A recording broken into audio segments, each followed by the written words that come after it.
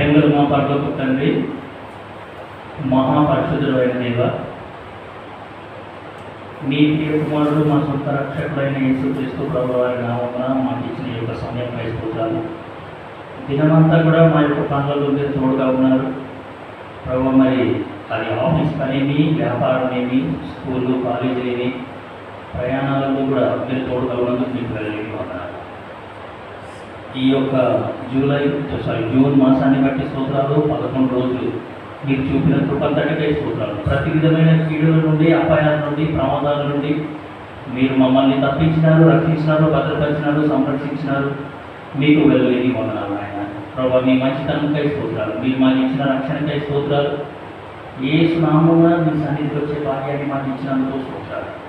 పరలోక తండ్రి, యేసుక్రీస్తు ప్రభువు వారి నామమున మాకు ఇచ్చిన రక్షణకై స్తోత్రాలు, మాకు ఇచ్చిన విశ్వాసంకై స్తోత్రాలు, మాకు ఇచ్చిన నిరీక్షణకై స్తోత్రాలు. పరలోక తండ్రి, మాకు ఇచ్చిన వాక్యంకై స్తోత్రాలు, మాకు ఇచ్చిన వాగ్దానాలకై స్తోత్రాలు. పరలోక తండ్రి, మరి రక్షించుకున్న తర్వాత ఆత్మీయంగా ఎదిగింపజేస్తున్నారు, ఆత్మీయ విషయాలు మాకు నేర్పిస్తున్నారు.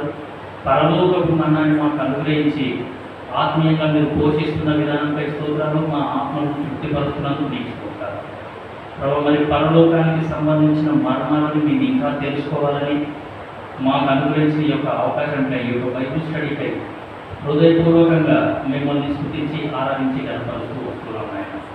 పరలోక తండ్రి, సమస్తమును చక్కగా చేస్తూ వస్తున్నందుకు వందనాలు. అనేకమైన వాగ్దానాలు అనుగ్రహించి ఆ వాగ్దానాల చేత మమ్మల్ని ధైర్యపరుస్తున్నారు, మమ్మల్ని ముందుకు నడిపిస్తున్నందుకు స్తోత్రాలు. ద్వితీయోపదేశ కాండము 31:8 నాయన మరి అంశాన్ని చిన్నగా స్టార్ట్ చేసినాం, ఆ యొక్క అంశాన్ని కొనసాగిస్తున్నాం ప్రభు. మరి వాగ్దానం చేసిన వాడు నమ్మదగిన వాడు అనే మాటగా స్తుతిస్తున్నాం ప్రభు. మరి మా యొక్క సంఘాన్ని, మా యొక్క పరిచర్యని మీరే ముందుండి నడిపించవలసిందిగా కోరుతూ వస్తున్నాం ఆయన. నీ ముందర నడుచువాడు యెహోవా అనే వాగ్దానం మాకు ఇచ్చినందుకు ప్రభు. మీరు మా ముందుంటే మరి నాయన ఎంత సంతోషమో, ఎంత భాగ్యమో, మాకే చింత లేదు. పరలోక తండ్రి, అంత అద్భుతమైన వాగ్దానాన్ని, అంత ధైర్యాన్ని మాకు మీరు అనుగ్రహించినందుకు మీకు వెళ్ళి ఉన్నారు. పరలోక తండ్రి, వచ్చిన మీ ప్రియులకై స్తోత్రాలు. మార్గంలో ఉన్న వాళ్ళని మీరు తీసుకొని రండి ప్రభు. మరి ఇంకనూ ఎవరు కూడా వాళ్ళ భాగాన్ని కోల్పోకుండా దయచేసి సాయంత్రం మీ సన్నిధిలో గడిపే సమయాన్ని మాకు ఇచ్చినందుకు స్తోత్రాలు.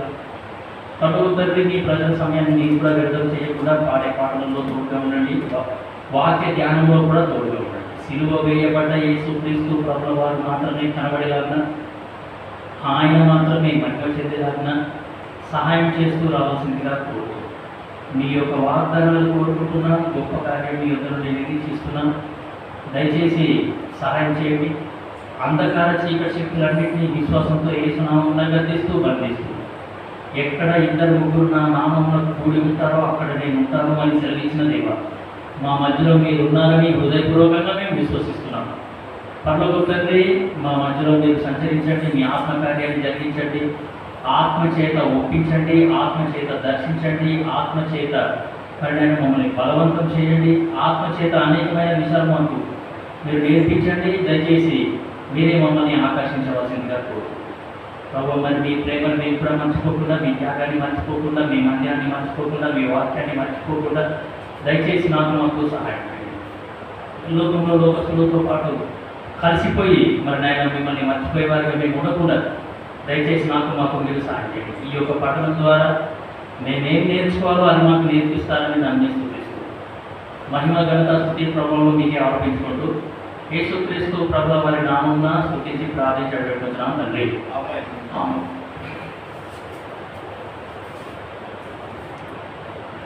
మన సాంగ్స్ వీడియో నుంచి 2వ పాట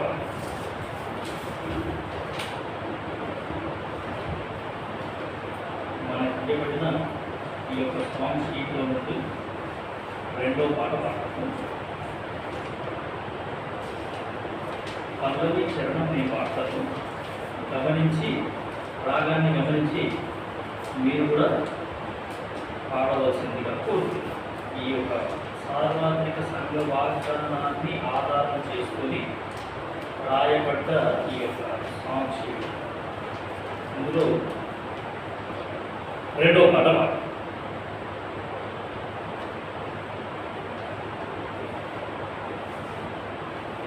నీ ముందర నడచువాడు యెహోవా దేవుడు, నా ముందుగా నడచువాడు యేసుక్రీస్తు ప్రభు, నీ ముందర నడచువాడు యెహోవా దేవుడు, నా ముందుగా నడచువాడు యేసుక్రీస్తు ప్రభు.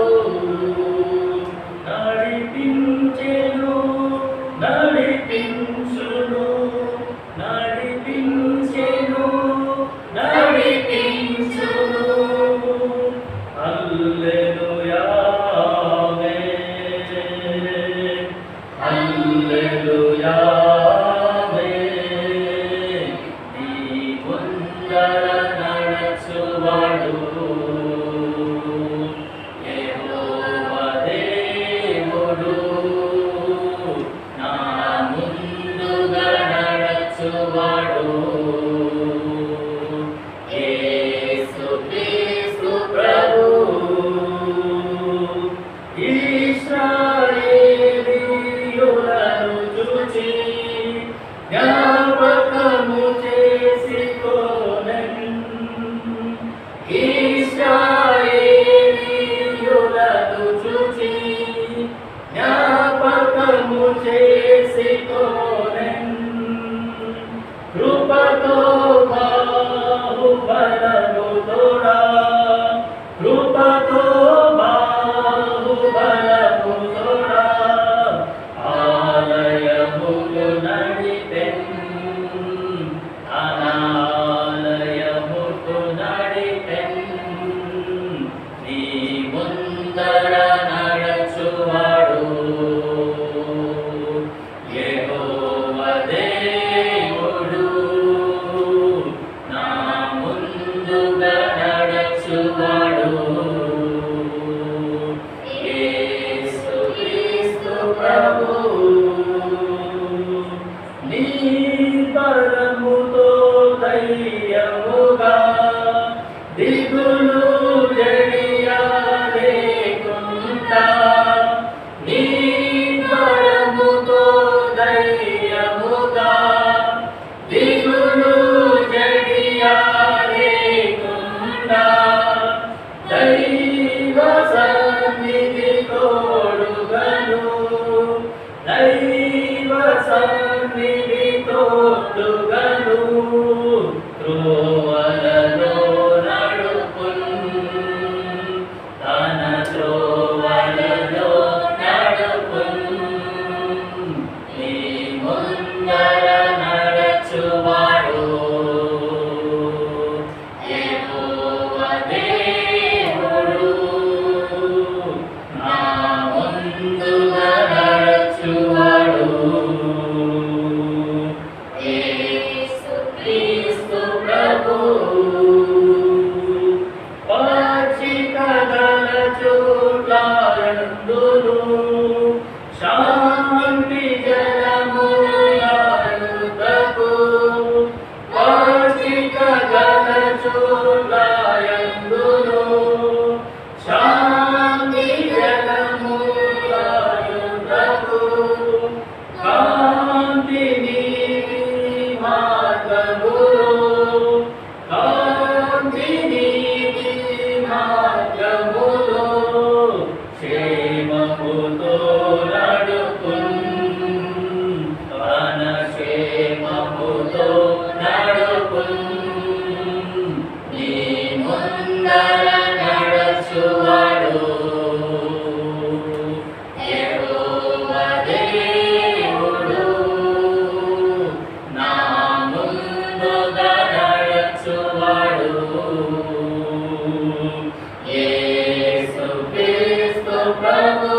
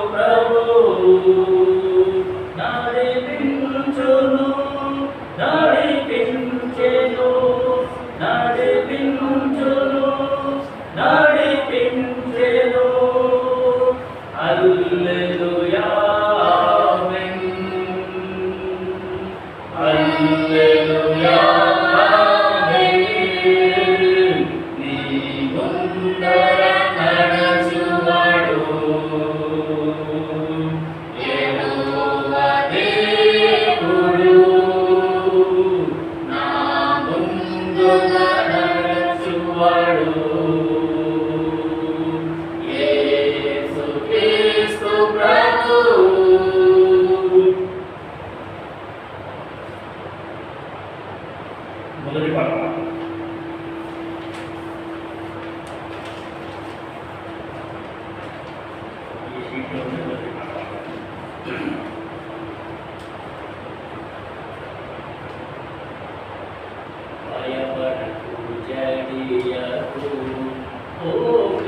సంగమా నీ ముందర నడుచువాడు యెహోవా దేవుడు. భయపడకు జడియకు ఓ క్రీస్తు సంగమా నీ ముందర నడుచువాడు యెహోవా దేవుడు. భయపడకు జడియకు విలువ పెట్టి కొనినా నిన్ను విడువడు ఎడబాయడు. తోడై ఉండి నిరతం నీతో నడచును. విలువ పెట్టి కొనినా నిన్ను విడువడు ఎడబాయడు. తోడై ఉండి నిరతం నీతో నడచును. శోధన శ్రమలలో కష్ట నష్టములలో కరములు వదలక కలసి నడచుతూ. శోధన శ్రమలలో కష్ట నష్టములలో కరములు వదలక కలసి నడచును. భయపడకు జడియకు ఓ క్రీస్తు సంగమా నీ ముందర నడుచువాడు యెహోవా దేవుడు. భయపడకు జడియకు మేఘ స్తంభమయ్యుండును ఎడారి మార్గమందు. అగ్ని స్తంభమయ్యుండును అంధకార మార్గమందు. మేఘ స్తంభమయ్యుండును ఎడారి మార్గమందు. అగ్ని స్తంభమయ్యుండును అంధకార మార్గమందు. పరము నుండి మన్నానిచ్చి బండ నుండి నీళ్ళనిచ్చి అనుదినము పోషించుచు కానానుకు చేర్చును. పరము నుండి మన్నానిచ్చి బండ నుండి నీళ్ళనిచ్చి అనుదినము పోషించుచు కానానుకు చేర్చును. భయపడకు జడియకు ఓ క్రీస్తు సంగమా నీ ముందర నడుచువాడు యెహోవా దేవుడు. భయపడకు జడియకు ఎత్తైన గోడలున్నా లోతైన పునాదులున్నా ఎరికో గోడలను కూలదోసెను. ఎత్తైన గోడలున్నా లోతైన పునాదులున్నా ఎరికో గోడలను కూలదోసెను. నీ ముందర అడ్డులనెల్లా తొలగించి వేసి మార్గమందు నడువా చేయును. నీ ముందర అడ్డులనెల్లా తొలగించి వేసి సమానపు మార్గమందు నడువా చేయును. భయపడకు జడియకు ఓ క్రీస్తు సంగమా నీ ముందర నడుచువాడు యెహోవా దేవుడు. భయపడకు జడియకు భీకర తుఫానులు విసిరిల్లాడేసినను ఉప్పొంగుచు అలలు పైకి లేచినను. భీకర తుఫానులు విసిరిల్లాడేసినను ఉప్పొంగుచు అలలు పైకి లేచినను. తన వాక్కు చేత ఘోషించు సంద్రమును నిమ్మల పరచి యేసు అద్దరిని చేర్చును. తన వాక్కు చేత ఘోషించు సంద్రమును నిమ్మల పరచి యేసు అద్దరిని చేర్చును. భయపడకు జడియకు ఓ క్రీస్తు సంగమా నీ ముందర నడుచువాడు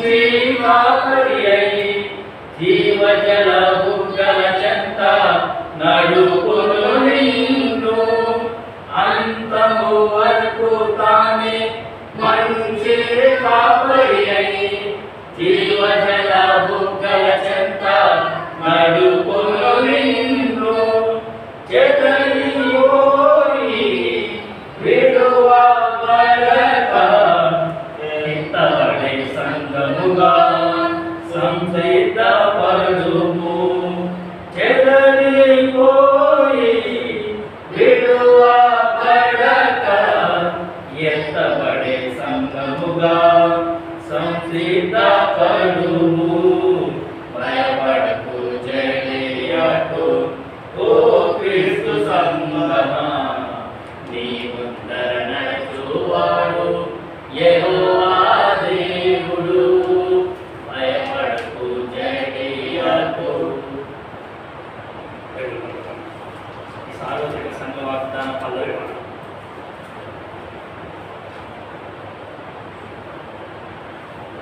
నీవు నడచు మార్గమంతటిలో నీ దేవుడైన యెహోవా నీవు నడచు మార్గమంతటిలో నీ దేవుడైన యెహోవా నీకు తోడై యుండును నీకు తోడై యుండును నడచువాడు యెహోవా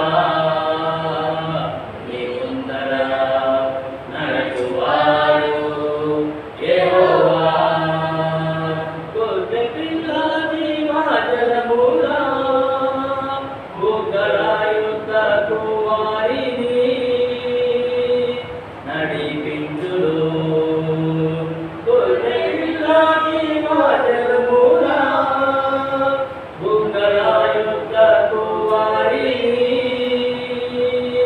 నడిపించును.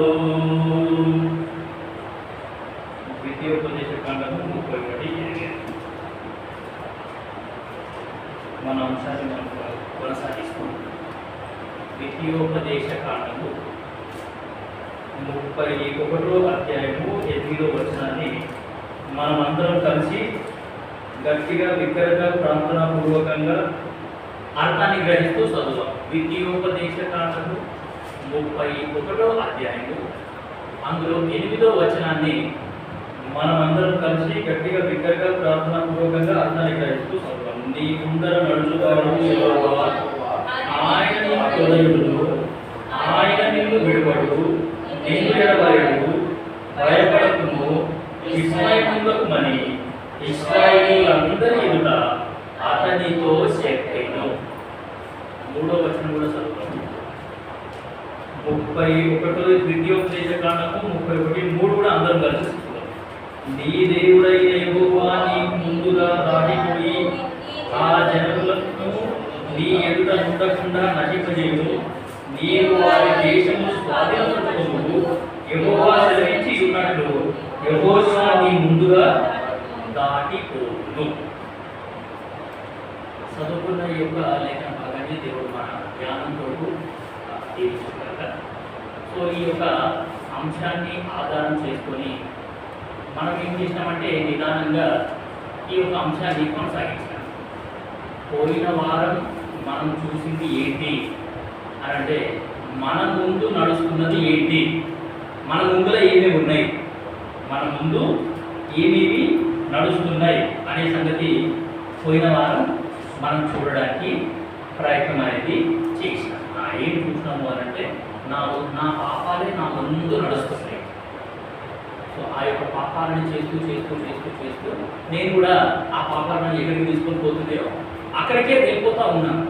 సో మనం తెలుసుకోవాల్సిన సంగతి ఏంటంటే మన చేతులతోని మన బ్రెయిన్లతో కూడా మనము పాపాలు చేస్తున్నాం. మీకు తెలుసుకుంటున్నారు. ఒక వచనం చూడండి, యెషయా. ఒక వచనం చూపిస్తాను. యెషయా గ్రంథం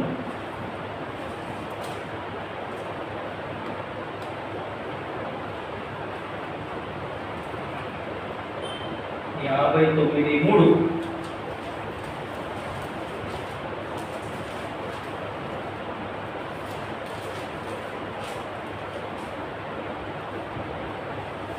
తీసిన చదవచ్చు. మీ చేతులు పాపం రక్తము చేతను మీ వేళ్ళు దోషం చేతను అపవిత్రపరచబడి ఉన్నవి. ఈ రోజులలో మనం ఇదే చూస్తున్నాం.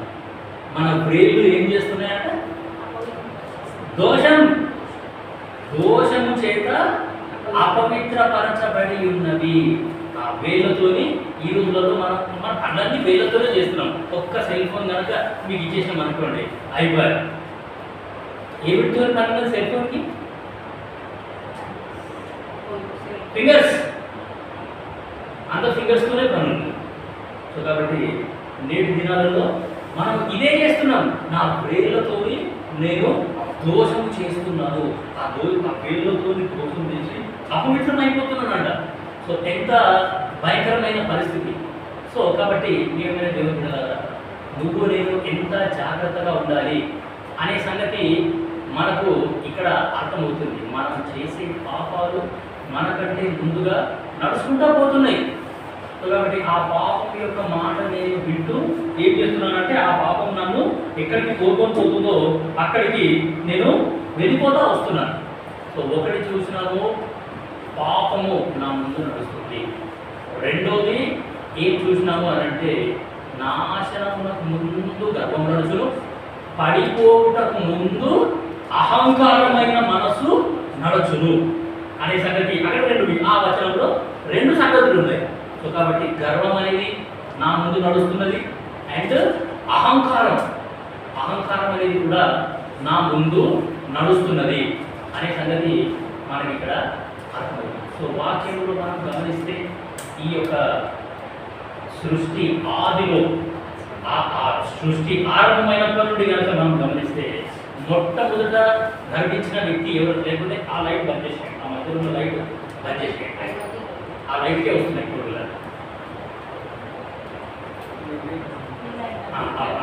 మూడు లైట్లు బంద్ చేసిన తర్వాత.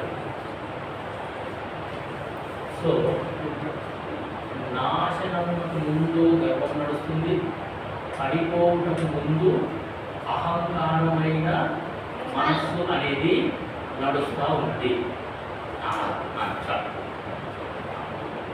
అహంకారమైన మనస్సు. సో మొట్టమొదట గర్వించిన వ్యక్తి ఎవరు? మొట్టమొదట తాను హెచ్చించుకున్న వ్యక్తి ఎవరు అనే సంగతి మనం కనుక చూస్తే లూసిఫర్. ఆ లూసిఫర్ అనేవాడు ఈ దేవుడు ఎంత అద్భుతంగా ఆరాధింపబడుతున్నాడో చూసినాడు. చూసి తాను గర్వించినాడు. గర్వించి దేవుడి మీద తిరుగుబాటు చేసేసి నీకంటే గొప్పగా నేను ఆరాధింపబడతా, నువ్వు చూడు ఇది సవాల్ అని చెప్పేసి దేవుని కంటే తన యొక్క సింహాసనాన్ని ఎక్కువగా చేసుకున్నాడంట. నీకంటే నేను గొప్పగా ఆరాధింపబడతా, ప్రజలందరూ నన్నే ఆరాధించేలా చేస్తా నేను, చూడు అని చెప్పేసి దేవునితోని సవాలు విసిరి ఆ యొక్క దేవునికే సవాల్ విసిరి తిరుగుబాటు చేసినాడు. సో వాడు ఒక్కడు తిరుగుబాటు చేయడం కాకుండా వాటితో పాటు చాలా మంది దూతల్ని వాడు తెచ్చుకున్నాడు బయటికి. అంటే వాడు ఇన్ఫ్లుయెన్స్ చేసిండు అనమాట. ఈ దేవుని కంటే గొప్పగా నేను ఆరాధింపబడతా, మీరు చూడండి ఎట్లా చేస్తానో మనుషులందరినీ నా వైపు ఎట్లా ఆకర్షించుకుంటా నేను అని ఈ రోజులలో వాడు చేస్తుంది అదే. పైగా మన దేశంలో ఇంకా దరిద్రం, ఇంకా దౌర్భాగ్యం. ఎక్కడ లేని విగ్రహారాధన మన దేశంలోనే ఉంది. ఏ దేశంలో కూడా ఇంతటి విగ్రహారాధన అనేది లేదు. సో కాబట్టి వాడు గర్వించి దేవుడి మీద తిరుగుబాటు చేసేసినాడు. సో కాబట్టి దేవుడు ఏం చేసినాడంటే ఆ యొక్క నరకాన్ని సిద్ధం చేసి పెట్టినాడు. ఆ నరకాన్ని సిద్ధం చేసింది కూడా ఆ యొక్క సైతానికి, వాడి అనుచరులకి. సో ఏ మానవుని కోసం కూడా దేవుడు నరకాన్ని అనేది సిద్ధం చేయలేదు. సో దాని తర్వాత అహంకారము అనేది మనము చూసినాము. సో దాని తర్వాత ఇంకొక సంగతి చూసింది ఏంటంటే యెషయా 58:8 చూసినాము, మన నీతి మనకు ముందుగా నడుస్తుందంట. సో 4 సంగతులు మనము చూడడానికి ప్రయత్నం అనేది చేసినాం. సో ఈరోజు ఏం చేద్దామంటే న్యాయాధిపతులు 4వ అధ్యాయం. న్యాయాధిపతులు 4వ అధ్యాయం 14వ వచనం చూడండి, ఎంత మంచిగా. న్యాయాధిపతులు 4వ అధ్యాయము 14వ వచనం నేను చదువుతున్నాను, గమనించండి. దెబోరా లెమ్ము యెహోవా సిసెరాను నీ చేతికి అప్పగించిన దినము ఇదే, యెహోవా నీకు ముందుగా బయలుదేరును కదా అని బారాకుతో చెప్పినప్పుడు బారాకు ఆ 10,000 మంది మనుషులను వెంటబెట్టుకొని తాబోరు కొండ మీద నుండి దిగి వచ్చెను. సో ఇక్కడ ఒక సందర్భం ఉంది. ఏంటి ఈ సందర్భము అని అంటే దేవుడు ముందుగా బయలుదేరిన సందర్భం. అర్థమవుతుందా? దేవుడు ఏం చేసినాడు అంటే ముందుగానే బయలుదేరినాడు. సో దెబోరా ఈ యొక్క సందర్భం మనందరికీ బాగా తెలుసు. బ్రేవ్ లేడీ, బోల్డ్ లేడీ.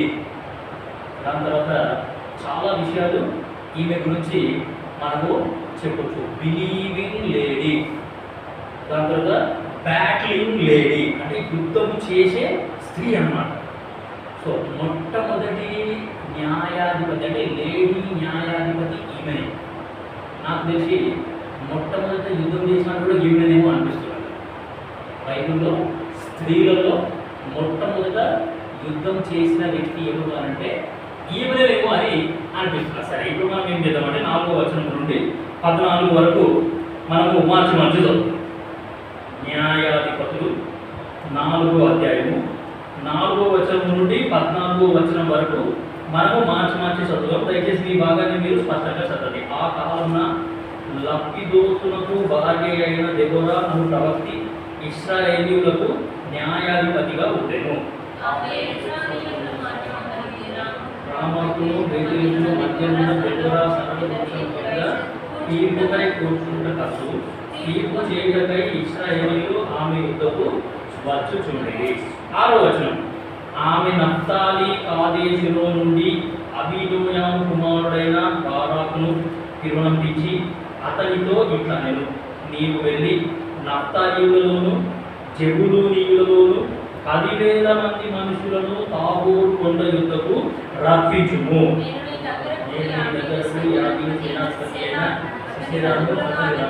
అతని సైన్యములు ఈశోను 7 యుద్ధకు కూర్చి నీ చేతికి అతన్ని అప్పగించేదని ఇశ్రాయేలీయుల దేవుడైన యెహోవా సెలవిచ్చియున్నాడా అని దెబోరా చెప్పగా. 8వ వచనం, బారాకు నీవు నాతో కూడా వచ్చిన ఎడల నేను వెళ్ళను కానీ నీవు నాతో కూడా రాని ఎడల నేను వెళ్ళనని ఆమెతో చెప్పాను. అప్పుడు ఆమె నీతో నేను కృత్యంలో వచ్చాను, అయితే నీవు చేయు ప్రయాణం వల్ల నీకు ఘనత కలగదు. యెహోవా ఒక స్త్రీ చేతికి సిసెరాను అప్పగించునని చెప్పి తాను లేచి బారాకు కూడా కేషునకు వెళ్ళెను. 10వ వచనం, బారాకు జెబూలూనీయులను నఫ్తాలీయులను కేదేశునకు పిలిపించినప్పుడు 10,000 మంది మనుషులు అతని వెంట వెళ్ళిరి. దెబోరాయు అతనితో కూడా పోయెను.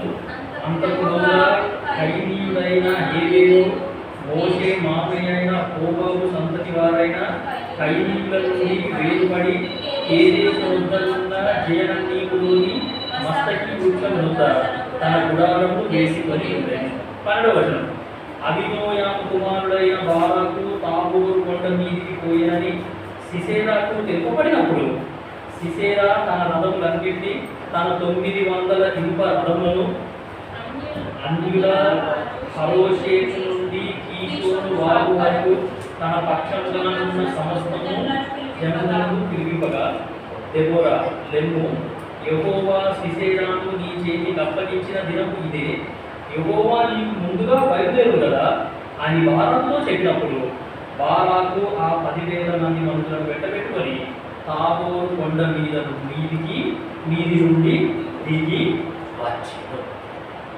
సో ఈ యొక్క మొదటి 3 వచనాలు చదివితే అక్కడ మళ్ళీ మనకు అర్థమవుతుంది ఏ రాజు దగ్గర ఉన్నారు వాళ్ళు, ఎవరికి బానిసలుగా అయిపోయినాడు, ఏ రాజు పాలన చేయించినాడు అంటే ఆ మొదటి 3 వచనాలు చదివితే మనకు ఇంకా స్పష్టంగా అర్థమవుతుంది అనమాట. సో కాబట్టి ఆ యొక్క రాజు దగ్గర నుండి వీళ్ళని విడిపించడానికి, ఇశ్రాయేలు ప్రజలని విడిపించడానికి దేవుడు ఎన్నుకున్న న్యాయాధిపతి ఎవరు అంటే దెబోరా. సో ఆ 4 వచనాలు మనం చదివినట్టు అసలు ఈ దెబోరా అంటే ఈమె మామూలు లేడీ కూడా కాదు, ఆమెకు చాలా బాధ్యతలు ఉంటాయి. చూడండి 4వ వచనం, ఆ కాలమున లప్పిదోతునకు భార్య అయిన వైఫ్, ఒక భార్య అయిన ఒక ఇల్లాలు, అంటే ఇంటి బాధ్యతలు ఆమెకు ఉన్నాయి. దాని తర్వాత దెబోరా అను ప్రవక్తి, ప్రాఫెటస్, ఈమె ఒక ప్రవక్తి. ఒకవైపు ఇంటి బాధ్యతలు ఆమెకు ఉన్నాయి, దాని తర్వాత సంఘ బాధ్యతలు కూడా ఆమెకు ఉన్నాయి. దాని తర్వాత కంటిన్యూషన్లో చదివితే చూడండి, ఇశ్రాయేలీయులకు న్యాయాధిపతి, ఇశ్రాయేలీయులకు న్యాయాధిపతి, ప్రజలందరికీ ఆమె న్యాయం తీరుస్తుంది. న్యాయం తీరుస్తుంది అంటే షీ ఈజ్ వైస్ ఉమెనా కాదు? ఏం సార్, ఆమె జ్ఞానం ఉందా లేదు? సో కాబట్టి మనకు ఇక్కడ ఈ యొక్క దెబోరా గురించి ఏమి అర్థమవుతుంది అని అంటే, ఆమెకు 3 రకాల బాధ్యతలు ఖచ్చితంగా ఉన్నాయి. ప్రతి ఒక్క విశ్వాసికి 3 రకాల బాధ్యతలు ఉంటాయండి. ఒకటి కుటుంబ బాధ్యత, రెండోది ఉద్యోగ బాధ్యత లేకపోతే చదువు బాధ్యత, మూడోది సంఘ బాధ్యత. సమయంలో కూడా 3 బాధ్యతలు ఉన్నాయి. ఆయన ప్రవక్త, ఆయన న్యాయాధిపతి, దాని తర్వాత ఆయన ఎవరు అంటే యాజకుడు. 3 బాధ్యతలు ఉన్నాయి సమయంలో, ప్రవక్త, న్యాయాధిపతి అండ్ యాజకుడు. సో ఇదే విధంగా ఇక్కడ దెబోరాకి కూడా 3 బాధ్యతలు ఉన్నాయి. అసలు దెబోరా నిజంగా ఎంత ఉన్నతమైన స్థాయికి ఎదిగిందో చూడండి. 5వ అధ్యాయము 7వ వచనం, న్యాయాధిపతులు 5వ అధ్యాయము 7వ వచనం. ఇశ్రాయేలీయుల అధిపతులు లేకపోయేది, దెబోరాను నేను రాకమునుపు ఇశ్రాయేలీయులలో నేను తల్లిగా ఉండకమునుపు వారు లేకపోయేది. సో ఇశ్రాయేలీయులందరికీ తల్లి ఎవరు అని అంటే దెబోరా. ఏమో, సో ఒక తల్లి బాధ్యత కూడా ఆమె ఏం చేసింది అంటే నెరవేర్చింది. ప్రజలందరి పక్షాన తన సొంత ఇంటిని ఎట్లా చూసుకుంటుందో, తన సొంతలను ఎట్లా చూసుకుంటుందో, ఇంట్లో లేకపోతే సొంత పిల్లలు ఉంటే సొంత పిల్లలు ఎట్లా చూసుకుంటుందో, ఆమె ఈ ప్రజలందరికీ తల్లి అయిపోయింది. ఆ స్థాయికి ఆమె ఎదిగింది. ప్రజలందరూ ఆమెను నమ్మినారు, ఆమె దగ్గరికి వెళ్ళినారు. సో ఇక్కడ సందర్భం ఏంటంటే, ప్రజలని విడిపించాలా, ఈ రాజు దగ్గర నుంచి ఈ యొక్క ప్రజలని ఏం చెయ్యాలి అంటే విడిపించాల. రాజైన యాబీను చేతికి, యాబీను అనే రాజు నుండి ఈ యొక్క ప్రజలందరినీ ఇప్పుడు విడిపించాలా. సో కాబట్టి చాలా అంటే ఇక్కడ మనం చదివిన సందర్భంలో 14వ వచనం చదివినప్పుడు, ఆ 14వ వచనంలో తెలుసుకోవాల్సిన సంగతి ఏంటి అంటే, victory is already promised by God. విజయం అనేది దేవుడు ఆల్రెడీ చెప్పేసినాడు, మీరే గెలుస్తారు పొండి అని. ఈ యుద్ధంలో ఎవరు గెలుస్తారంట? దెబోరానే గెలుస్తుంది. దెబోరాతో పాటు ఎంతమంది అయితే ఉన్నారో వాళ్ళే గెలుస్తారు. ఈ యుద్ధంలో మీరే గెలుస్తారు, వెళ్ళిపోండి మీరు అని దేవుడు ముందే చెప్పినాడు. చూడండి 7వ వచనం. నేను ఈ దగ్గరకు యాబీను సైన్యాధిపతి అయిన సిసెరాను అతని రథములను అతని సైన్యమును కీషోను ఏటి యొద్దకు కూర్చి నీ చేతికి అతనిని అప్పగించెదనని ఇశ్రాయేలీయుల దేవుడైన యెహోవా సెలవిచ్చి ఉన్నాడు కదా. మీరంతా ఆ కొండ మీదకి వెళ్ళిపోండి, దెబోరా నువ్వు కూడా వెళ్ళిపో, లేకపోతే ఈ యొక్క సిసెరా ఆ యొక్క వ్యక్తి కూడా ఏమి అంటే మీరంతా వెళ్ళిపోండి, నేను ఆల్రెడీ వాళ్ళని మీ చేతికి అప్పగించేస్తాను అనే సంగతి ఈ యొక్క బారాకుకి దెబోరా చెప్తా ఉంటే, బారాకుకి మాత్రం ధైర్యం వస్తాడు, ఆయనకు భయం అవుతుంది. దాని తర్వాత ఆయన ఏం చెప్తున్నాడు అంటే, నా వెనకాల 10,000 మంది ఉన్నా సరే, నేను నా వెనకాల 10,000 మంది, మా యొక్క సైన్యము, మా యొక్క ఆయుధాలు గుర్రాలు ఎన్నున్నా సరే, నువ్వు వస్తేనే మేము పోతాము, నువ్వు రాకపోతే మేము అసలు పోలేము అని దెబోరా యొక్క ఏమంటే ఆమె యొక్క సహవాసాన్ని ఈయన కోరినాడు. ఆ మాట విన్న వెంటనే దెబోరా లోపల అసలు భయం ఏది కూడా రాలేదు, ఆమె ఎవరికి కూడా భయపడలేదు. దేవుడు స్ట్రేట్ అవే ఒక సిగ్నల్ ఇచ్చేసిండు వాళ్ళకి. ఈ మాట ఎప్పుడైతే ఈ యొక్క బారాకు దెబోరాతో చెప్పినాడు, 8వ వచనం, బారాకు నీవు నాతో కూడా వచ్చిన ఎడల నేను వెళ్ళను కానీ నీవు నాతో కూడా రాని ఎడల నేను వెళ్ళనని ఆమెతో చెప్పాను. ఆ చెప్పగానే దెబోరా లోపల అసలు భయమే రాలేదు. అని అక్కడ 9,000 మంది ఉన్నారు. ఆయన దగ్గర 900 రథములు ఉన్నాయి. 900 రథములు, యుద్ధ రథములు ఆయన దగ్గర ఉన్నాయి. 2వ వచనం చదువుదామా? యెహోవా హసోరులో ఏలు కనాను రాజైన యాబీను చేతికి వారిని అప్పగించెను. అతని సేనాధిపతి అన్యుల హరోషేతులో నివసించిన సిసేరా అతనికి 900 ఇనుప రథములు ఉండెను. 900 ఇనుప రథములు ఆ యొక్క శత్రువు దగ్గర ఉన్నాయి. సో ఆ యొక్క రథములలో మళ్ళా ఆ యొక్క రథాన్ని నడిపించేటోడు, వెనకాల కూర్చున్నాడు 300 మంది యుద్ధానికి సిద్ధంగా ఉన్నారు. చాలా గొప్ప యుద్ధం. ఈ యుద్ధంలో మనం ఎట్లా గెలుస్తాము? సో తెలుసుకోవాల్సిన సంగతి ఏంటి అని అంటే, ఈ యొక్క వాక్యాన్ని మనం ఎప్పుడైనా సరే ఆత్మీయంగా అర్థం చేసుకోవాలి. సో యుద్ధము అంటే మనము యుద్ధం చేసేది శరీరులతోని, ఈ లోక సంబంధమైన వ్యక్తులతోని కాదు, ఆత్మ సంబంధమైన యుద్ధాన్ని మనం చేస్తున్నాం. నువ్వు నేను చేయాల్సిన యుద్ధం ఏంటి? బైబిల్లో కొండకు వెళ్ళినారు, కొండ ఎక్కినారు అని అంటే ఆ కొండలు అనేది ప్రార్థనకి సాదృశ్యం. యేసుక్రీస్తు వారు కొండ ఎక్కి ప్రార్థన చేసినాడు. పొద్దుదాకా ఆయన సువార్త ప్రకటించినాడు. తెల్లదాకా ఆయన ఒలివల కొండకు పోయినాడు. ఆయన ప్రార్థన చేస్తూనే ఉన్నాడు.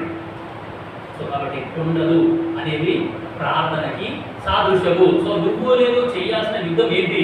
నువ్వు నేను చేయాల్సిన యుద్ధం ఎక్కడ అంటే ఈ యొక్క ప్రార్థన అనే యుద్ధంలో నువ్వు నేను యుద్ధం చేస్తాం. సో నువ్వు నేను కేవలం ప్రార్థన చేయడం ద్వారా ఏమి అంటే ఎన్నో విజయాలని నువ్వు నేను పొందుకుంటాం.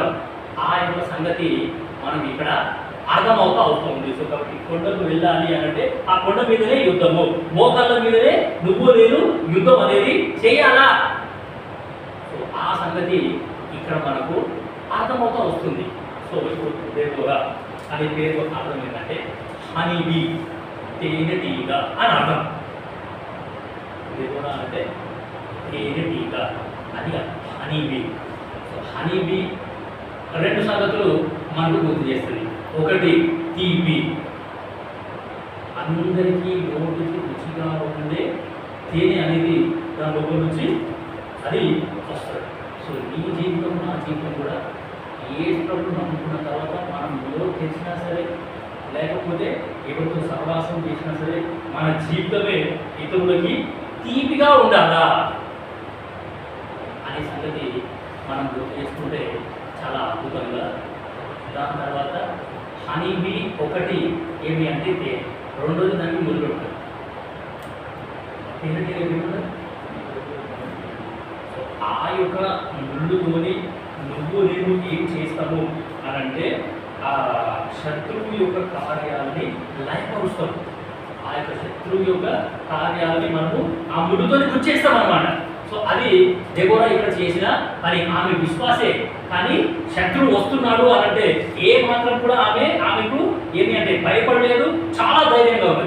సో దేవుడు చాలా అద్భుతమైన సిగ్నల్ వాళ్ళకి ఇచ్చినాడు. 14వ వచనం చూడండి, ఎంత మంచి సిగ్నల్ దేవుడు ఇచ్చినాడో చూడండి. అక్కడ 14వ వచనం, దెబోరా లెమ్ము, యెహోవా సిసేరాను నీ చేతికి అప్పగించిన దినము ఇదే, యెహోవా నీకు ముందుగా బయలుదేరేడు కదా.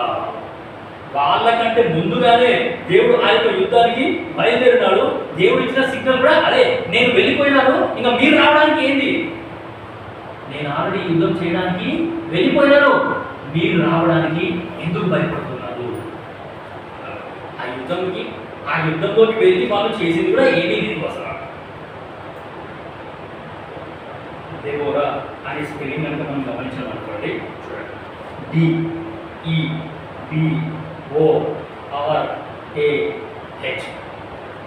దేవోరా. చూడండి, డి అంటే డిటర్మైన్డ్ ఇన్ ఫెయిత్, విశ్వాసంలో దృఢముగా ఉన్నది ఆమె. దాని తర్వాత ఈ అంటే ఎంకరేజ్ గాడ్స్ పీపుల్, దేవుని ప్రజలని ఆమె ఏం చేసింది అంటే నిరుత్సాహపరచలేదు, ప్రోత్సాహపరిచింది. దేవుని ప్రజలను ఏం చేసిందని ప్రోత్సాహపరిచింది, దేవుని ప్రజలని ఎంకరేజ్ చేసింది, కానీ డిస్కరేజ్ అనేది ఆమె చేయనే లేదు. బిఈ కదా, బి అంటే బ్రేవ్ ఇన్ బ్యాటిల్. యుద్ధంలో చాలా ఏమి అంటే ఆమె యొక్క తెలివితేటల్ని ఆమె ఉపయోగించింది. దాని తర్వాత చూడండి, ఓ అంటే ఒబీడియంట్ టు గాడ్స్ కాల్. దేవుని యొక్క పిలుపుకి ఆమె లోబడ్డది. ఇప్పుడు మనం చదివి ఈ 4వ వచనం నుండి 14వ వచనం వరకు ఏవైతే మాటలు మనం చదివినామో ఆ మాటలన్నింటిలో దెబోరా యొక్క లక్షణాలు ఇవన్నీ. దేవుని పిలుపుకి ఆమె లోబడ్డది, ఒబీడియంట్ టు గాడ్స్ కాల్ అనే సంగతి మనం చూసినాం. ఆర్ అంటే రైచియస్ జడ్జ్. ఆమె న్యాయాధిపతిగా ఉన్నది, న్యాయం తీర్చింది. ఎట్లా న్యాయం తీర్చింది అంటే ఎవరికి కూడా ఆమె అన్యాయం చేయలేదట. ఆమె న్యాయాధిపతిగా ఉన్నన్ని రోజులు ఆమె అందరికీ న్యాయం చేసింది, రైచియస్ జడ్జ్. సో కాబట్టి నీతిగా ఆమె న్యాయం తీర్చింది అనే సంగతి మనకి ఇక్కడ అర్థమవుతుంది. దాని తర్వాత a anointed leader. DEBORAH anointed leader. Deborah ఒక లేడీ అయినప్పటికీ నా వల్ల ఏమవుతుంది, నేను శాతగా ఉన్నాను, మా ఇంట్లోనే నన్ను నిందిస్తున్నారు, మా ఇంట్లోకే నా మీద నమ్మకం లేదు, నేను ఎట్లా ఇంత గొప్ప ప్రజలను నడిపిస్తాను, ఎట్లా నా వల్ల ఏమవుతుంది అని తనను తాను నిరుత్సాహపరచుకోలేదు. కానీ దేవుని మీద నమ్మకం పెట్టి దేవుని మీద ఆధారపడి అన్నీ దేవునికి అప్పగించేసి ఆమె చాలా ధైర్యంగా ఉన్నది అనే సంగతి మనకి ఇక్కడ అర్థమవుతుంది. దేవుడు ముందుగా వెళ్ళినాడు, జస్ట్ ఒక సిగ్నల్ ఇచ్చేసినాడు వాళ్ళకి. ఆ యొక్క సిగ్నల్ ఇచ్చిన తర్వాత ఏమంటే అందరికీ చాలా ధైర్యం వచ్చేసాడు. అరే ఈ యుద్ధం మనం చెయ్యము, దేవుడే ఈ యొక్క యుద్ధం జరిపిస్తాడు, శత్రువులని దేవుడే ఏం చేస్తాడు అంటే ఆ యొక్క శత్రువులని నాశనం చేస్తాడు అని ప్రజలందరినీ ఆమె లీడ్ చేసింది. మంచి లీడర్ ఆమె, అనాయింటెడ్ లీడర్. దాని తర్వాత హెచ్ అంటే హానర్డ్ గాడ్. దేవుడిని ఆమె ఘనపరచిన స్త్రీ. ఆమె యొక్క ప్రవర్తన ద్వారా కానీ, ఆమె యొక్క ఏమి అంటే న్యాయం ద్వారా కానీ, ఆమె యొక్క ప్రవక్త అంటే దేవుని మాటలని ప్రజలకి తెలియజేసే విషయంలో కానీ, ఏ విషయంలో అయినా సరే ఆమె దేవుణ్ణి ఘనపరిచింది అనే సంగతి మనకి ఇక్కడ అర్థమవుతుంది. సో కాబట్టి దెబోరా అనే పేరు అర్థం మనం చూసినాం. దేవునిగా ఆ దెబోరా చేసిన పని ఏంటి అంటే ఆమె స్పెలింగ్లోనే ఉన్నది, ఆమె చేసిన పనులు అన్నీ. సో కాబట్టి ఇటువంటి లక్షణాలు నువ్వు నేను కలిగి ఉండాలి అనే సంగతి దేవుడు ఇక్కడ మనకు గుర్తు చేస్తూ ఉన్నాడు. దాని తర్వాత 15వ వచనాన్ని చదువుతుంది. న్యాయాధిపతులు 4వ అధ్యాయం 15వ వచనం. బారాకు వారిని హతము చేయునట్లు యెహోవా సిసెరాను అతని రథములన్నింటినీ అతని సర్వసేనను కలవరపరచగా సిసెరా తన రథము దిగి కాలినడకలు ఆరిపోయేను. ఆ యొక్క యుద్ధంలో దేవుడే ఇన్వాల్వ్ అయినాడు. దేవుడు ఇన్వాల్వ్ అయిన తర్వాత ఏమంటే కన్ఫ్యూజన్, శత్రువు యొక్క ఆ సైన్యంలో కన్ఫ్యూజన్, కలవరం. సో కన్ఫ్యూజన్ వచ్చేసింది అనమాట. ఆ కన్ఫ్యూజన్ని దేవుడు క్రియేట్ చేసి ఆ యొక్క శత్రువులు అందరూ కూడా ఓడిపోయేటట్టు దేవుడు చేశాడు. 15వ వచనం. 16వ వచనం. బారాకు ఆ రథములను సేనను అన్నిల హరోషేతు వరకు తరుమగా సిసెరా యొక్క సర్వసేనయు కత్తివాత కూలెను, ఒక్కడైనను మిగిలియుండలేదు. కాబట్టి బారాకు కలిగినాడు. శత్రువు మొత్తం ఏమైనారు అంటే శత్రువులందరిలో ఒక్కరు కూడా మిగలలేరంట. ఒక్కడైనను కత్తివాత కూలెను, ఒక్కడైనను మిగులలేదు అనే సంగతి మనం ఇక్కడ చూస్తున్నాం. సో కాబట్టి దేవుడు మనకు ముందుగా వెళ్తున్నాడు అనంటే ఆయననే యుద్ధములను జరిగించువాడు, ఆయననే యుద్ధాన్ని చేస్తాడు అని మనకి ఇక్కడ అర్థమవుతుంది. సో కాబట్టి దేవుడు ఈ లోకంలో మనకు కూడా ఎన్నో పోరాటాలు ఉన్నాయి. మనం పోరాడేది వల్ల శరీరంతో కాదు, ఆత్మ సంబంధమైన యుద్ధం వాడాలి. సో ఈ ఆత్మ సంబంధమైన యుద్ధంలో మనకు తోడుగా ఉన్న వ్యక్తి ఎవరు అంటే ఈ యొక్క బైబిల్ దేవుడే. నేను నిన్ను విడువను, నేను ఎడబాయను అని ఆ మొట్టమొదటి వాగ్దానంలోనే మనం చూసినాం. యెహోషువ 1:9 చాలా అద్భుతమైన వాగ్దానం. సో ఈ దేవుడు మనతోని ఉన్నాడు అంటే ఎటువంటి శ్రమ వచ్చినా, ఎటువంటి ఇబ్బంది వచ్చినా, ఎటువంటి కలవరం వచ్చినా, ఎటువంటి పరిస్థితులు మనము ఎదుర్కోవాల్సి వచ్చినా ఆ పరిస్థితులన్నింటినీ కూడా మనం చాలా ధైర్యంగా ఎదుర్కొంటాము అనే సంగతి నీకు నాకు అర్థమవుతా వస్తుంది. సో కాబట్టి దేవుణ్ణి మనం ముందు పెట్టి ఆ యొక్క దేవుణ్ణి అడుగుజాడలలో ఆ దేవుని వెంబడిస్తే అన్నీ ఆ యొక్క దేవుడే చూసుకుంటాడు. ఇప్పుడు 5వ అధ్యాయం దేవుడు వీళ్ళతో ఎట్లా యుద్ధం చేసిండో వాటి శత్రువులు ఎట్లా చనిపోయిందో చూడండి. 5వ అధ్యాయము 20వ వచనం. న్యాయాధిపతులు 5వ అధ్యాయము 20వ వచనం. ఆకాశం నుండి యుద్ధం చేసెను. నక్షత్రములు తమ మార్గంలో నుండి సిసెరాతో యుద్ధం చేసెను. ఏం యుద్ధం చేసినాయంటే వాళ్ళు చేసింది ఏమైనా. అందుకే దేవుడు ముందే వాళ్ళకి సిగ్నల్ ఇచ్చేసాడు. దేవుడు అట్లా వెళ్ళిపోయాడు ముందర. ఆ దేవుడు వెళ్ళిపోయాడు అన్న సంగతి దెబోరాకి కనబడ్డది. దెబోరా విశ్వసించింది. దేవుడు వెళ్ళిపోయినాడు అని స్ట్రాంగ్ కన్ఫర్మేషన్ ఆమెకు వచ్చేసింది. వచ్చేసిన తర్వాత ఆమె ఏ మాత్రం కూడా భయపడకుండా పలాని కూడా నీతో పాటు వస్తా, ఈ యుద్ధం దేవుడే చేస్తాడు, దేవుడు ఎట్లా యుద్ధం చేస్తాడో చూడు అని చెప్పేసి నక్షత్రములు ఆకాశం నుండి రాన్నాయంట. 5వ అధ్యాయము 20వ వచనం మనం చదివినాము. నక్షత్రములు ఆకాశము నుండి యుద్ధము చేసెను. నక్షత్రములు తమ మార్గములో నుండి సిసెరాతో యుద్ధం చేసెను. కీషోను వాగు వెంబడి పురాతనపు వాగైన కీషోను వెంబడి వారు కొట్టుకొనిపోయి, నా ప్రాణ నీవు బలము పూని సాగును. కొట్టుకొని పోయినాడు శత్రువులందరూ కూడా. సో నీకు నాకు ఉన్న ధైర్యం ఏంటి అంటే మనం ఎటువంటి పరిస్థితులలో ఉన్నా, కష్ట పరిస్థితి అయినా, క్లిష్టమైన పరిస్థితి అయినా, ఎటువంటి పరిస్థితులలో ఉన్నా ఆ పరిస్థితులన్నింటినీ దేవుడు ఏం చేస్తాడంటే కొట్టుకొని పోయినట్టు చేసేస్తాడు అనే ధైర్యాన్ని దేవుడు నీకు నాకు ఇక్కడ ఇస్తున్నాడు. ఈ యొక్క అద్భుతమైన సంగతి దేవుడు నాకు బయలుపరుస్తూ ఉన్నాడు. తర్వాత వచనం చదవండి. 22. గుర్రముల డెక్కలు శూరులను తొక్కెను. గుర్రములు ఎగసి శూరులను తొక్కెను. యెహోవా దూత ఇట్లనెను, బేరోజును శపించుడి, దాని నివాసుల మీద మహాశాపం నిలుపుడి.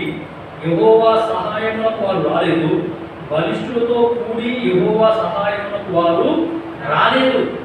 సో కాబట్టి దేవుడు ఎంతో అద్భుతంగా దేవుడు ఇక్కడ యుద్ధం చేసినాడు. ఆ యొక్క మరి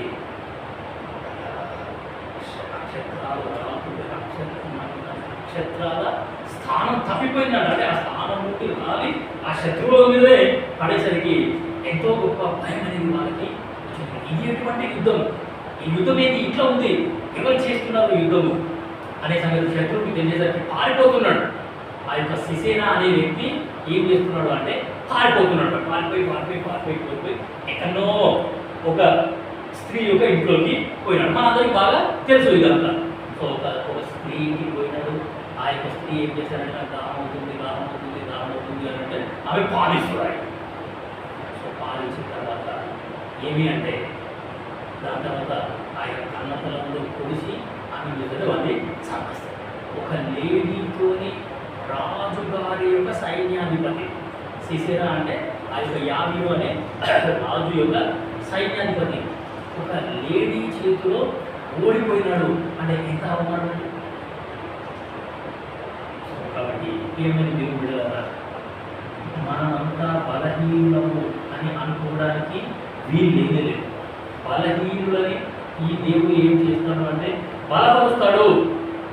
ఎంతటి బలవంతుడుగా చేస్తాడు అని అంటే యాకోబు కూడా బైబిల్లో యుద్ధం చేశాడు. ఆయన తెల్లదాకా యుద్ధం చేశాడు. ఆయన యాకోబు తెల్లదాకా యుద్ధం చేశాడు.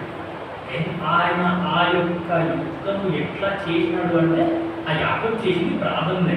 ఎంత భయంకరంగా ఆయన ప్రార్థన చేసిండంటే ఆ యొక్క దేవదూతలు గట్టిగా పట్టుకున్నాడు.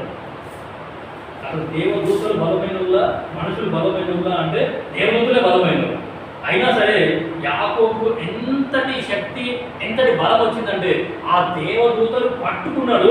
ఆ దేవదూత వదిలిపెట్టు నేను పోవాలి, తెల్లారగలగాల నేను దేవుని సన్నిధిలో ఉండాలి, దయచేసి వదిలిపెట్టరా నాయన నేను పోతానంటే ఆ యొక్క దేవదూత వల్ల కూడా ఎంత బలం వచ్చిందంటే యాకోబుకు. ప్రార్థనలో అంత శక్తి ఉంది. మనం చేయాల్సిన యుద్ధం కూడా ఈ యొక్క ప్రార్థనే. సో చాలా సంఘాలు ఏం చేస్తారంటే రేపటి దిన అంటే సెకండ్ సాటర్డేకి ముందు వచ్చే ఫ్రైడే వాళ్ళు ఏం చేస్తారు అని అంటే రాత్రి ప్రార్థన పెట్టుకుంటారు. ఆన్లైన్ ప్రేయర్ నైట్ అంతా ప్రార్థన చేస్తారు వాళ్ళు. సో కాబట్టి మమ్మల్ని పిలుస్తారు, కొన్ని సంఘాలలో పిలుస్తారు, ఇంకా పిలుపు రాలేదు, సరే వెయిటింగ్, ఎవరైనా వస్తారేమో పిలుస్తారేమో అని నేను కూడా వెయిట్ చేస్తున్నాను. సరే, సో రాత్రి ప్రార్థన చాలా ప్రాముఖ్యం, వ్యక్తిగత ప్రార్థన చాలా ప్రాముఖ్యం. ఇంకా కొన్ని సంఘాలలో ప్రతి శనివారం ఉదయం పూట వాళ్ళు ఉపవాస ప్రార్థన పెట్టుకుంటారు. సో ఎందుకు ఇవన్నీ అంటే ఈ రోజులలో మనం ఉన్న పరిస్థితులను బట్టి మనం ఎక్కువగా చేయాల్సిన పని కూడా ప్రార్థనే. సార్ మనం ఎక్కువగా చేయాల్సిన పని ప్రార్థన. ఇంట్లో అయినా సరే ప్రార్థన చేసుకోవాలి, సంఘ ప్రార్థనకి రావాలి, ఉపవాస ప్రార్థనకి రావాలి, రాత్రి ప్రార్థనకి రావాలా. సో వ్యక్తిగతంగా ప్రార్థన చేసుకోవాలా, కుటుంబ ప్రార్థన కూడా చేసుకోవాలి. నేను ఎప్పుడో 2 సంవత్సరాలు ఉంది. సో ఆ 2 ఇయర్స్లో మాకు ఎప్పుడో చైన్ ప్రేయర్ ఒకటి 24 hours చైన్ ప్రేయర్. ఆ చైన్ ప్రేయర్ ఎట్లుంటుందంటే ఉదయం 6 నుండి సాయంత్రం 6 వరకు సిస్టర్స్ చేస్తారు చైన్ ప్రేయర్. ఈవినింగ్ 6 నుండి మార్నింగ్ 6 వరకు బ్రదర్స్ చేస్తారు. ఇప్పటికి కూడా ఉంది, ఇప్పటికి కూడా కంటిన్యూ అవుతుంది. సో మేమే అంటే ఎవ్రీ ట్యూస్డే యంగ్ బాయ్స్కి మీటింగ్ ఉంటుండే. ఆ యంగ్ బాయ్స్లో మీటింగ్, యంగ్ బాయ్స్కి వచ్చే బ్రదర్స్ అందరూ, ఆ హిబ్రోన్కి చుట్టుపక్కల ఉన్న బ్రదర్స్ అందరూ కూడా మాట్లాడుకొని వీక్లీ వన్స్ ఒక రూమ్ వాళ్ళు ప్రేయర్కి అటెండ్ అయ్యేవాళ్ళు. సో నేను వెడ్నెస్డే రోజు వెళ్ళేవాళ్ళు. ఈవినింగ్ 6 o'clock నుండి నైట్ 6 o'clock వరకు ఎన్నో అంశాల గురించి మేము ప్రార్థన చేశాం. అసలు ప్రార్థన చేయడానికి మోకరిస్తే ఆ అంశాలు దేవుడు ఎట్లా గుర్తు చేస్తాడో తెలియదు. అది అట్లా వెళ్ళిపోతూనే ఉంటారు. సో మాతో పాటు ఇంకొక 2-3 ఉంటారు. వాళ్ళు కూడా ఆయన 1 hour, ఈయన 1 hour, నేను ఒక 1 hour. సో అక్కడ టైం పెట్టుకొని రొటేషన్స్గా మేము ప్రార్థన చేస్తే మాకు అసలు టైం లేదు. కరెక్ట్ ముందుగా 5 గంటలకు బెల్ కొడతాం. ఆ బెల్ కొడితే అప్పుడు మాకు అర్థమైంది ఇప్పుడు టైం 5 అయింది. సో కాబట్టి ఎందుకో చెప్తున్నాను అంటే ఇక్కడ దెబోరా ఇంకా బారా, ఈ బారాకు దెబోరా యొక్క సహాయం అనేది కోరినాడు. నువ్వు ఉంటేనే ఏదైనా మేము సాధిస్తాము, మాతో పాటు మా లీడర్ ఉండాలా, మా నాయకుడు మాతో పాటు ఉండాలా, మా ప్రవక్త మాతో పాటు ఉండాలా. దాని తర్వాత ఏమి అంటే నువ్వు మా తల్లికి నువ్వు మాతోనే ఉండాలా. అది మనకి ఏం చూపిస్తుంది అంటే సహవాసం,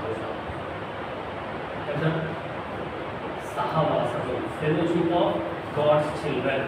దేవుని ప్రజల మధ్యలో దేవుడు మనకిచ్చిన సహవాసము. ఈ యొక్క సహవాసం కూడా ఏంటి అంటే ఎన్నో శోధనల్ని జయించడానికి మనకు సహాయం చేస్తుంది.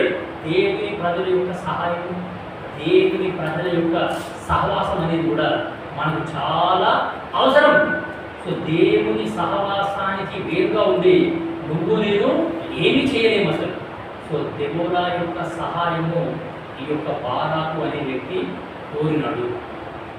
5వ అధ్యాయం మొదటి నుంచి చూడండి. అంతకంటే ముందు దేవుడు కొన్ని యుద్ధాలు చేసినాడు.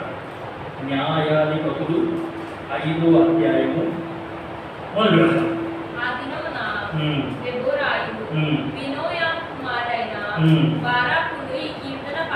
ఈ కీర్తన పాడి ఎంతో గొప్ప విజయాన్ని దేవుడు వాళ్ళకి ఇచ్చిన తర్వాత ఇక్కడ వాళ్ళు ఏం చేస్తున్నారు అంటే సంఘంగా అంటే సహవాసంగా కూడుకొని వాళ్ళు దేవుణ్ణి ఆరాధన చేస్తున్నారు. ఎంతమంది అయితే సైనికులు ఉన్నారో వాళ్ళందరూ, దాని తర్వాత ఈ యొక్క బారాకు, దాని తర్వాత ఈ యొక్క ఎవరంటే దెబోరా, వీళ్ళందరూ కూడా దేవుణ్ణి స్తుతిస్తున్నారు. దేవుడు చేసిన మేలన్నీ కూడా తలంచుకుంటున్నారు. వాళ్ళు ఎప్పుడో పురాతన కాలంలో అరణ్యంలో ఫరో దగ్గర దేవుడు ఎటువంటి అద్భుతాలు చేసినాడో 2వ వచనం చదువుతున్నాయి చూడండి. ఇశ్రాయేలీయులలో యుద్ధశాలను ధైర్యం కనపరిచి ప్రజలు సంతోషంగా సిద్ధపడి యెహోవాను స్తుతించుడి. రాజులారా వినుడి, అధిపతులారా ఆలకించుడి. యెహోవాకు గానం చేసేదను, కీర్తించెదను. నీవు శేయీరు నుండి బయలుదేరినప్పుడు ఏదోము పొలంలో నుండి బయలుదేరినప్పుడు భూమి వణికెను, ఆకాశము నీళ్లను కురిపించెను, మేఘములు వర్షించెను. యెహోవా సన్నిధిని కొండలలో నుండి ప్రవాహములు వచ్చెను.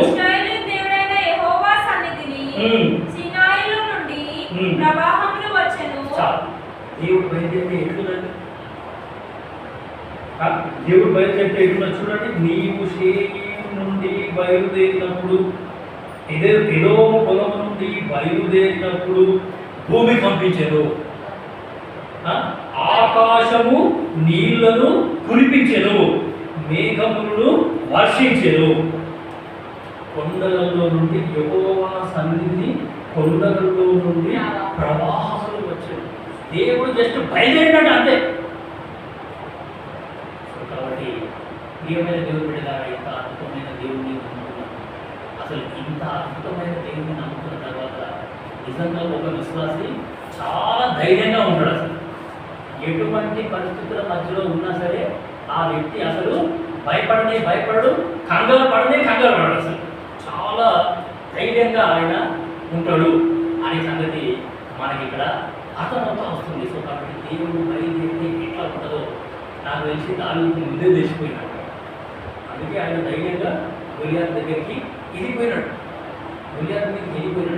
సో ఇంకా అట్లా చూస్తే చాలా విషయాలు మనకు దేవుని వాక్యంలో ఉన్నాయి. సో కాబట్టి దెబోరా అనే ప్రవక్తి, ఆమె ఒక తల్లి, ఒక భార్య, దాని తర్వాత ప్రవక్తి, దాని తర్వాత న్యాయాధిపతి. ఆమె న్యాయాధిపతిగా ఎప్పుడైతే అపాయింట్మెంట్ ఆర్డర్ తీసుకుందో, ఎప్పుడైతే పని స్టార్ట్ చేసిందో ఆ రోజు నుండి ప్రజలందరికీ తల్లి స్థాయికి ఎదిగిపోయిందా. విజయం వచ్చిన తర్వాత ఆ యొక్క విజయం వచ్చిన వెంటనే ఆమె దేవుణ్ణి స్తుతించారు. నువ్వు నేను కూడా చేయాల్సిన పని అదే. దేవుడు చేసిన మేలులని మర్చిపోకుండా ఆల్వేస్ ఈ యొక్క దేవుణ్ణి నువ్వు నేను స్తుతిస్తూనే ఉండాలి. అక్కడ 4వ అధ్యాయంలో చాలా మంచి మాట ఆమె చెప్తుంది చూడండి. 4వ అధ్యాయము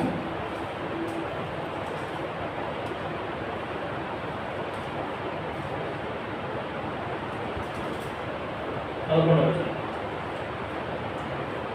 దెబోరాయు అతనితో కూడా పోయెను. అంతకులోగా కయీనీయుడైన హెబెరు, మోషే మామయ్య అయిన హోబాబు సంతతి వారైన కయీనీయుల నుండి వేరుపడి కేదేషు వద్దనున్న జయానీములోని మస్తాకి వృక్షం వద్ద తన గుడారమును వేసుకుని ఉండెను. 9వ వచనం. అప్పుడు ఆమె, నీతో నేను అగత్యంగా వచ్చెదను. అయితే నీవు చేయు ప్రమాణం వలన నీకు ఘనత కాదు వచ్చేది, నీకు ఘనత అసలు రానే రాదు. యెహోవా స్త్రీ చేతికి సిసెరాను అప్పగించెనని చెప్పి తాను లేచి బారాకుతో కూడా కాదేశునకు వెళ్ళెను. దెబోరా చేసిన పని ఏంటి అంటే, ఆ యొక్క విజయం దేవుడు అనుగ్రహించిన తర్వాత ఆ విజయం యొక్క ఘనత అనేది ఆ యొక్క బారాకు కానీ, లేకపోతే వాళ్ళ యొక్క సేనాధిపతులకు కానీ, ఆయన వెనకాల ఉన్న ఏంటంటే సోల్జర్స్ కానీ ఇవ్వలేదు. కానీ దేవునికే మహిమ, దేవుణ్ణే మహిమ మనము మహిమపరచాలా అని దేవుణ్ణి మహిమపరిచిన స్త్రీ. అందుకే దెబోరా అనే ఆ యొక్క పేరు మనము స్పెల్లింగ్లో ఉన్న అర్థాలన్నీ చూస్తున్నాం. లాస్ట్లో ఏంటంటే హానర్డ్ గాడ్, ఆమె దేవుణ్ణి ఘనపరిచిన స్త్రీ. ఒక వ్యక్తికి విజయం రాగానే ఏం చేస్తాడు అంటే దేవుణ్ణి స్తుతిస్తాడు అండ్ దేవుణ్ణి కనపరుస్తాడు. మనమందరం కూడా విజయ పదంలోనే ఉండాలా అనేది నువ్వు నేను తెలుసుకుంటే చాలా అద్భుతంగా అది. సో కాబట్టి దేవుని దేవుడారా, దేవుని సహవాసంలో ఉన్న సంతోషం, దేవుని ప్రజల యొక్క సహవాసం నాకు అవసరం లేదు, నాకు వద్దు అని అనుకోవడానికి కూడా వీలు లేదు. సో సహవాసంలో ఉంటేనే అక్కడ బారాకుకి సహవాసం యొక్క విలువ తెలుసు. అందుకే ఆమెతో పాటు ఆయన ఏమని దేవుడు వెళ్ళారా, ఈ యొక్క దెబోరాకి దేవుడు చాలా మంచి సిగ్నల్ ఇచ్చాడు. సో ఈ యొక్క స్టడీని మనం కంటిన్యూ చేస్తాం. ఇంకా దేవుడు ఇట్లా ముందు బయలుదేరి వెళ్ళిన సందర్భాలు వాక్యంలో ఇంకా చాలా ఉన్నాయి. సో ఈరోజు ఒకటి చూసినాము, నెక్స్ట్ దేవుడి జీవితం అయితే వచ్చే వారం ఇంకొకటి చూద్దాం. అట్లా ఇంకా చాలా సందర్భాలు ఉన్నాయి. సో మీరు కూడా వాక్యం చదవండి, మీరు కూడా గమనించండి, ధ్యానించండి. మీకు కూడా అర్థమవుతుంది దేవుడు ముందు బయలుదేరి ఎటువంటి యుద్ధాలు చేసినాడు, ఎవరి పక్షాన ఉన్నాడు, ఎవరి పక్షాన ఉండి ఆయన యుద్ధం చేసినాడు, వాళ్ళకి ఏ వాగ్దానం ఇచ్చినాడు, ఆ వాగ్దానం ఎట్లా నెరవేర్చినాడు అనే సంగతి మనందరికీ చాలా అద్భుతంగా కూడా సరే ఈ రోజు చూసినాము ఈ సందర్భం. సో దేవుచితం అయితే వచ్చే వారము వేరే సందర్భం, ఇంకా చాలా సందర్భాలు ఉన్నాయి. ఆ సందర్భాలు అన్నీ కూడా ఒక్కొక్కటి నిదానంగా మనం చూస్తాం. దేవుడి వాక్యం ప్రార్థన చేసి ఏమైనా అనౌన్స్మెంట్స్ ఉన్నాయంటారు? రేపు ఆలయం ఉందా?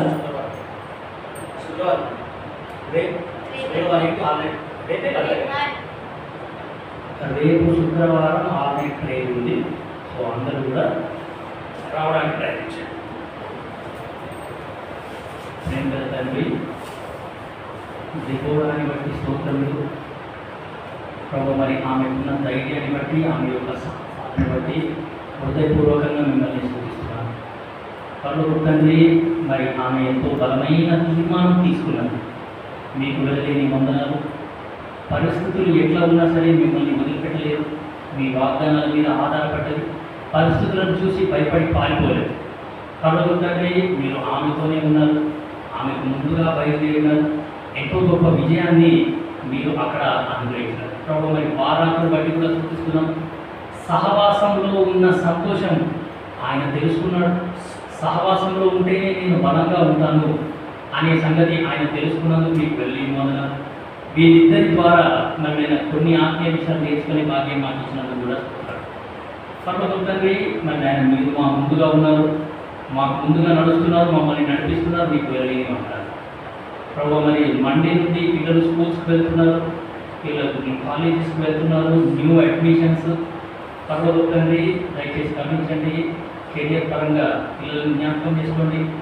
మీరే ముందు ఉండి మీరే పిల్లల చదువులు వాళ్ళ భవిష్యత్తులో నడిపించవలసింది కోరుకుంటున్నారు.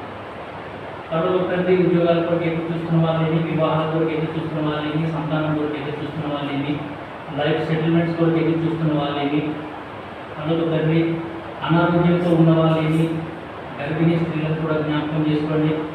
పర్వతం తండ్రి కరుణించవలసిందిగా కోరుతూ కుటుంబంలో ఆర్థిక సమస్యలు, కరుణైన ఆరోగ్య సమస్యలేమి, పర్వతం తండ్రి మరినైన మానసిక సమస్యలేమి ప్రభు దయచేసి సమస్యలన్నింటినీ పరిష్కరించండి. మరి మీలో ఉన్నవాడు లోకంలో ఉన్నవాని కంటే గొప్పవాడు అనే వాగ్దానం నెరవేర్చవలసిందిగా మీ దీవెనాశీర్వాదంతో పంపిస్తారని నేను అన్ని సూచిస్తూ మీ ప్రజల హృదయాలలో విప్పబడిన వాక్యాన్ని సాతాను ఎదుర్కోకుండా సహాయం చేయవలసిందిగా కోరుతున్నాను. యేసుక్రీస్తు ప్రజల వారి నామమున నన్ను స్తుతించి ప్రార్థించడం పెట్టుకుంటున్నాం తండ్రి. ఆమె మన తండ్రి అయిన దేవుని ప్రేమ, యేసుక్రీస్తు ప్రభువు యొక్క కృప, పరిశుద్ధాత్మ యొక్క సహవాసం ఇప్పుడు ఎల్లప్పుడూ సదాకాలం మనతో నడిపించును గాక. ఆమేన్.